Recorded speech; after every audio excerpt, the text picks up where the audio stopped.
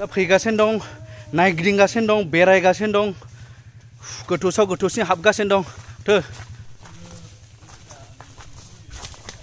बिराद मोजां मोनो आङो दंफां लाइफांखौ नालाय समाव नांजाग्रा दा बिसिनावबो फिलिंस थायोना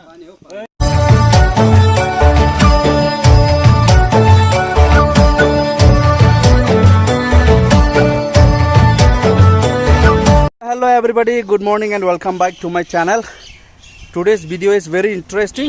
Just continue watching. Going to where? Forest. Jungle. Where? Mohoi jagaya. Jaipur Hagra. Acha. Indo-Bhutan jungle. Oh. Tamane जों दा थांगासिनो दङ इन्ड'-भुटान हाग्रायाव जेराव रावबो थांफेराखै बेयाव जों थांगोन थांनानै नायहैगोन अबस्थाया माबायदि जानानै दं जोंनि बे एरियानि जोहोलावफोरा माने बेखौ बासायनानै लाखिनोहाय गोसो दं नालाय ओंखायनो खाथिनि हिसाबै माने देहायाव नांनानै बे बिथांमोना माबोरै दं अबस्थाया बेखौ नायनानैहाय एसे बुजिनानै लानानै माबा मोनसे खालामनो सानदों आरोखि लेट्स गो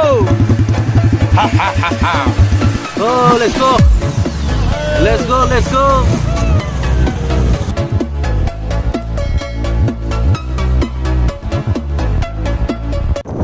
नैबेयावहाय जों दै बारनांगौ आरो मोनसे लांखार दै माने जोंनि साइडजोंहाय दालां दं बेजों दालां गैया दालाङा दासो बानायगासिनो दङ नै we have to cross this with bike we have to cross the river with bike wait let me get down bro some have crossed soba बारलांबाय हनै बार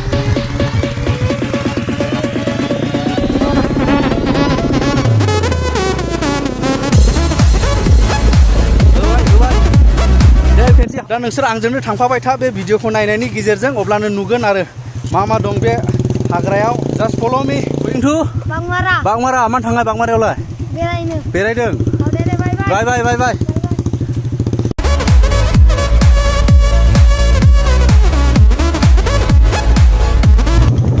and finally now we are entering the jungle हाबजेनबाय नै हाग्रायाव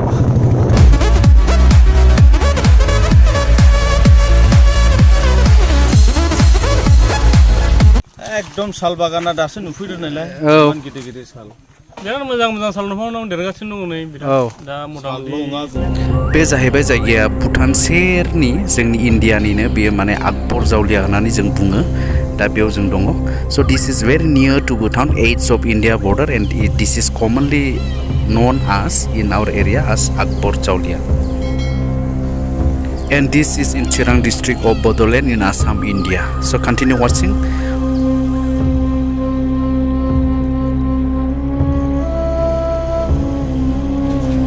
And the uniqueness of this jungle is filled with majority of sal trees.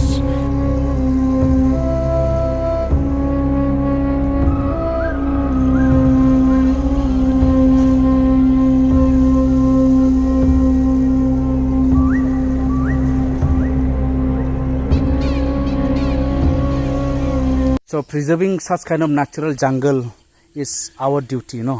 बेबायदिनो नैबे हाग्रायाव जों सफैनानैहाय नुबाय मोजाङैनो बिराद मोजां साल बागान दं नोंसोरनो नुबाय नैबे गासिबो साल बिफां गोजा दा बेफोरखौनो जोथोन लाखिनांगौ बासायनानै लाखिनांगौ होननानै बेयावनि जोहोलावफ्रा सानदों दा बेनिखायनो बे स्टेप्सखौ लानो नागिरदों मा खालामनाया मोजां जागोन जाहाथे बेखौहाय मोजाङै बासायनानै लाखिनो हानाय बायदि आरोखि ना स' नायलांबाय थादो दे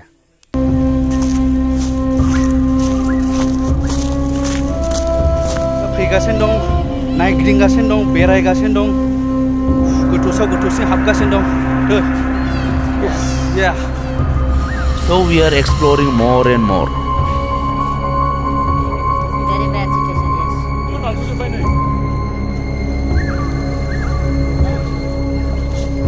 माखासे दंफांफ्रा इदिनो दानजाबाय नै गोमाबाय सोर दाननो बेखौथ' जोंबो बुंनो रोंले जोंथ' नुफैया नै so like that some trees are already cut down नै दानब्रुनजोबनानै दोनबाय नै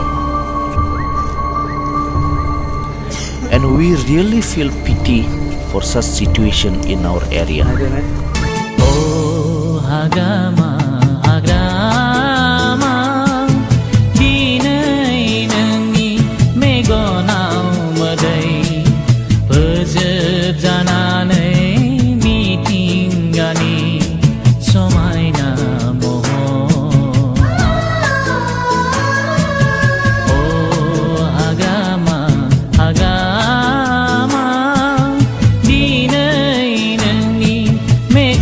जोंनि थाखाय बहुत मोजां मानो होनोब्ला जोंनि साखाथियावनो बेबायदि मोजां मोजां बिफांफोर दङ साल बागान जेखौ बुङो बर'आवहाय एकदम नाम्बार 1 ओमफ्राय बेराफारसेथिं जोंनि थाखाय बहुत दुखुनांथाव बा खहा माखासे सुबुंफ्रा बेखौहाय फोजोबनायनि लामायाव लांगासिनो दं बे जोंनि थाखाय दुखुनांथाव बा खहा बेफोरबायदि बेसे मोजां साल दंफांफोर दङ औ दा दंगासिनो दं आरोना बिदिनो नै गासैबो साल गोजा बे जोंनि साखाथियाव दं बेखौ जों बासायना लाखिनांगौलै नंगौ नाङा ब्रादार दा नायलांबाय था आं दिन्थिलांगासिनो दं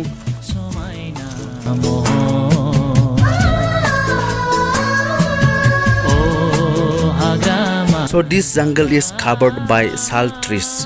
In India we call it sal trees and the scientific name of this sal tree is Shoria robustae.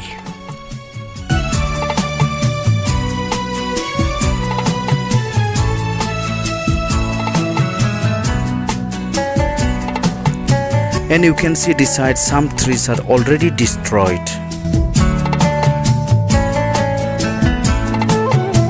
And we cannot see any more birds or animals in this jungle. जों जेबो दाउसेन दाउला एबा जुनारफोर नुनो मोनले बे हाग्रायाव खिन्थु दे नै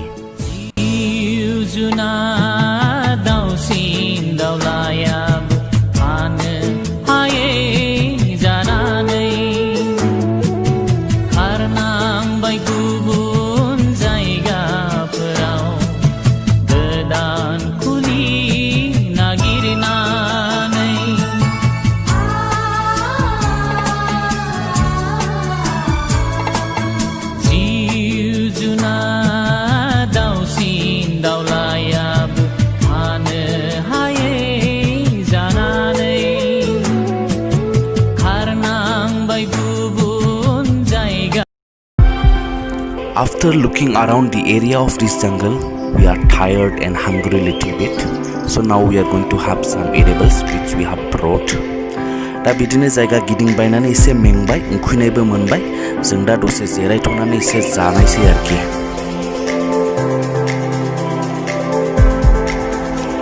दाथ' एसे नायगिदिंना फैबाय मेंबाय नामा सार मेंदों एसे सारालाय गैला माथो मेंबायबो प्लास दंफां दाननायखौ नुनानै एकदम आपसेट एकदम मा खालामनो दा बेनि राहाया मा बेखौसो जोङो गोजौ लेभेलसिम थांनानै रायलायहैनो This is called थालिर फ्रेश बानाना fresh banana अर्गानिक बानाना बेखौ जों बाजाराव लाबोफाखादों दे जों खावाखै रावनिबो After looking around the Lance banana we had this banana जादो दे to restrain our health yes to regain our energy yes आंबो जादिनि होमब्ला you can also have yes let me taste it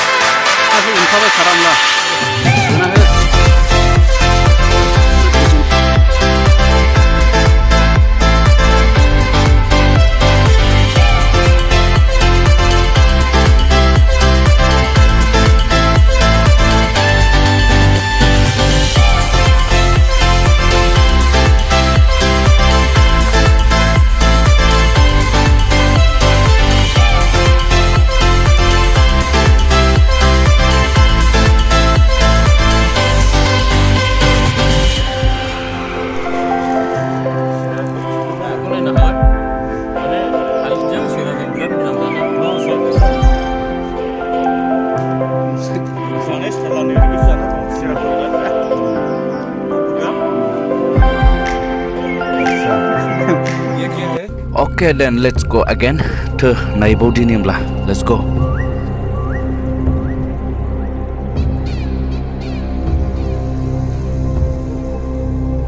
दा नायदो नै जेरैजोंबो गोथां नायनो समायना दंफांफोराथ' दासिम दङ नाथाय जों बेखौ बासायनानै लाखियाब्ला सानसे समाव बे गोमोरलांजोबगोन.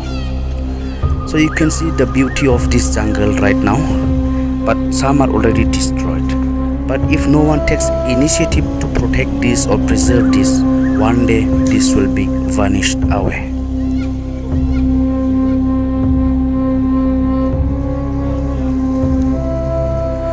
Situation is very bad this side also.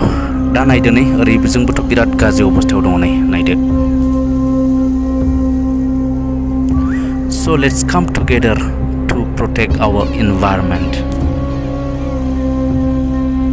The thing is that it is our every citizen's duty to save and preserve our natural forest land anywhere, because these days it is rarely found, especially in our area. All these such kind of plants and trees are already cut down, spoiled. Deforestation is thoroughly going on in our area.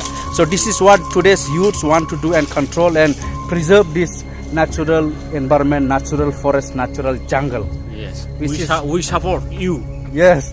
खुलुमबाय आंनि मुङा जियन नार्जारी आङो मालिबिथा बागमारानि जोङो थांनाय 2019 मायथाइयाव जेनाखि गियान society जोङो मोनसे क्रिएट खालामदों बे ससाइटिनि आङो सेक्रेटारि दा जोङो बे गियान ससाइटिखौ 10 जन जेनाखि सोलोंथाइ गोनां लाइमोनफोर बेखौ लानानै जों बेखौ क्रिएट खालामनाय जादों ससाइटिया बेखौनो मोनसे सिन्था खालामदों जेनाखि मालिबिथा ओनसोलनि सानजाहा थानाय मोनसे आगबर जावलिया जायखौ जोङो मिन्थियो बे ओनसोलावहाय बे साल बागान जेनाखि दङ बेखौहाय नायनानै जों बेखौ सिन्था खालामदों जे जोंनि आबहावा जेनाखि जोंनि सोरगिदिं थासारि बेखौ नायनानै बेखौ सिन्था खालामदों दिनै बेवहाय जोङो फैनानै नुफैबाय गोबांथार जोंनि बे आबहावाफ्रा नस्थ' जागासिनो माखासे सुबुंफोरनि दारैहाय जायखौ जोङो नायनानै जोंनि गोसोआव बहुत दुखु मोनदों आरो जाय इउट्युब नायगिरि नोंथांमोनाबो बेखौ नुनानै गोसोआव एसेबाबो दुखु मोनगोन आरो गाबखांनाय फैगोन जे जोंनि आबहावाया माबायदि नस्थ' जागासिनो दं बेफोरबायदि स' बे आबहावानि जेनाखि गुबुंले थासारि बेखौ नायनानै जोंनि जेनाखि गियान ससाइटि बे गियान ससाइटिया बेखौनो डिसिसन लादों जे जोङो बेखौ जेरैबाबो जेनाखि जोंनि बिटिसि गभर्नमेन्ट आरो जोंनि स्टेट गभर्नमेन्ट आरो सेन्ट्रेल गभर्नमेन्टसिम जोंनि बे गुबुंले जानाय थासारिखौ माब्रैबा जों मोजां खालामनो हागोन बेनि थाखायहाय जोङो आगान सुरलांनो नागिरदों So thank you everyone for watching this video till the end. बे भिडिअखौ जोबजासिम नायनायनि थाखाय बयनिसिमबो रोजा रोजा साबायखर. See you in next video guys.